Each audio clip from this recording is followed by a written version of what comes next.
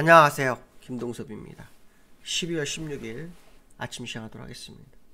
지난주 금요일 날은 미국 시장이 혼조세로 마감했죠. 다우는 0.2%, 나스닥은 0.12% 상승합니다. 다우가 7거래 연속으로 약세 흐름을 보이고 있습니다. 큰 급락은 아니고요. 소폭 하락하면서 7거래일을 흔드는 그런 상황이 있었습니다. 미국 시장의 관전 포인트는 기업 실적에 있었는데요. 브로드컴이 호실적을 발표를 했습니다. 그러면서 24%가 올랐고요. 반도체 종목들을 상당폭 끌어올렸습니다.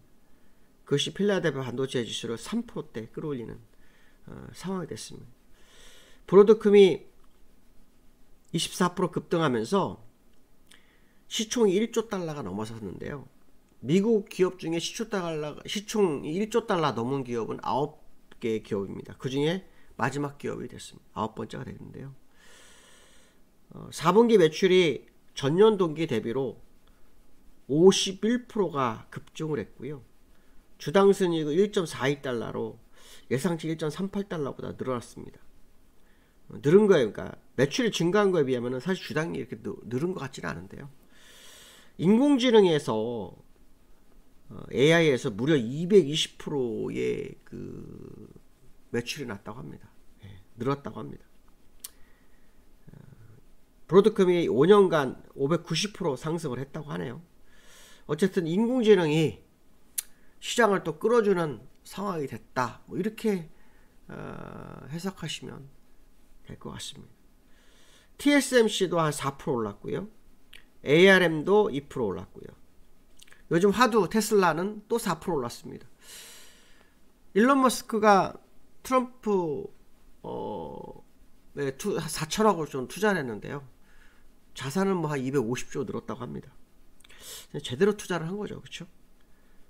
어쨌든 그 브로드컴이 시장을 이끌어준 상황이었고, 그건 결국 AI의 실적 폭증이 시장의 화두였다. 뭐 이렇게 해석을 하면 되지 않을까 이렇게 보고 있습니다. 미국에서는 12월 금리 인하 가능성이 97.1%, 동결 가능성은 2.8%, 9%밖에 안 됩니다. 그런데 시장에서는요, 이번 금리 인하는 매파적 인하 가능성이 높다 이렇게 합니다. 매파적 인하 가능성이라는 것은 약속된 금리 인하를 하는데 다음번에 금리 인하 쉽지 않다, 뭐 그런 얘기를 하죠.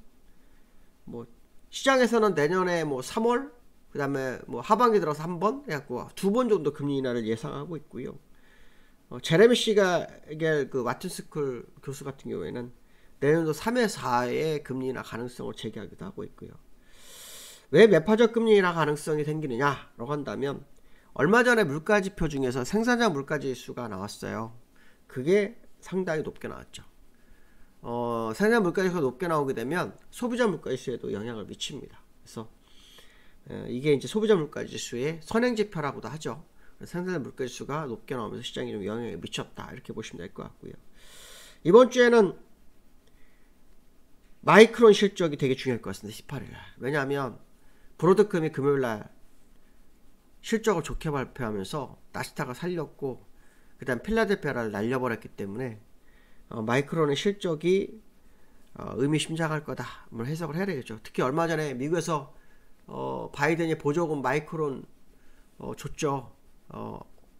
트럼프는 보조금을 폐쇄하려고 하는데 바이든은 자기 임기 내에 모든 걸 확정해가는 상황이죠. 우리나라도 지금 SK 하이닉스하고 삼성전자 기다리고 있는데 이제 말일까지 뭐 열흘 조금 넘게 남았죠. 보름 정도 남았거든요. 이 확정이 좀 됐으면 좋겠습니다. 19일 날은 주간 신규 실업 청구 건수 발표가 있고요. 20일은 11월 개인 소비 지출 발표가 있습니다. 이 부분을 좀 확인해야 될 것 같고요.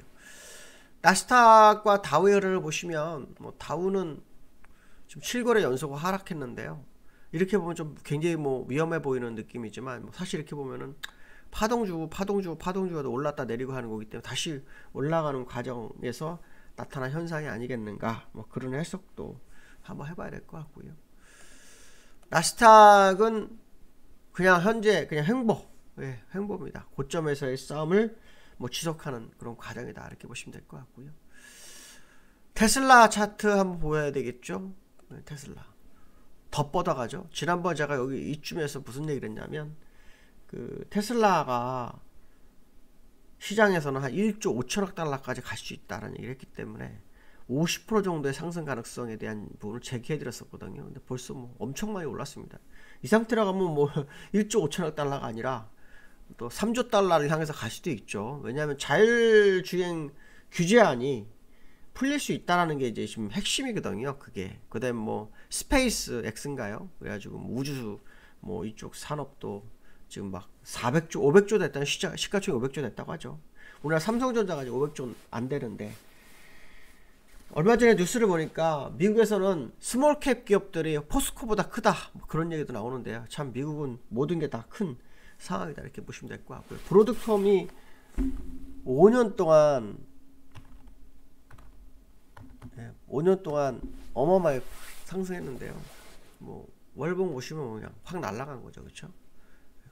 일봉 보니까 어저께 지난주 금요일날 훅 하고 날아가가지고 228불 정도까지 올라섰네요. 228불까지 갔다가 지금 224불 정도로 마감했는데요.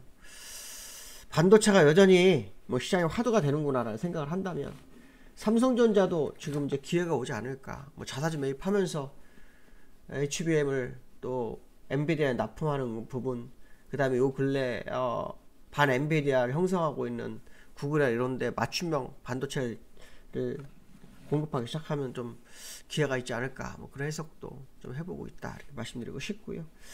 지난주 금요일날 우리나라에는 토요일날 큰 사건이 있었죠. 국회에서 대통령 탄핵 사건이 있었습니다. 일단 뭐 시장에서 정치적 불확실성 해소 뭐 이렇게 해석을 하겠죠. 할 거라고 봅니다. 왜냐하면 지난번에 탄핵이 안 됐을 때 월요일날 블랙먼데이가 왔잖아요. 그렇죠? 월요일날 블랙먼데이가 왔기 때문에 이번에는 뭐 가결됐으니까 급등해야 되나 하는 생각이 듭니다. 일단 정치적으로 약간 좀 불확실성이 해소되는 그런 느낌을 시장이 주는지를 확인해야 되는데요. 과거에 탄핵이 2번 있었죠.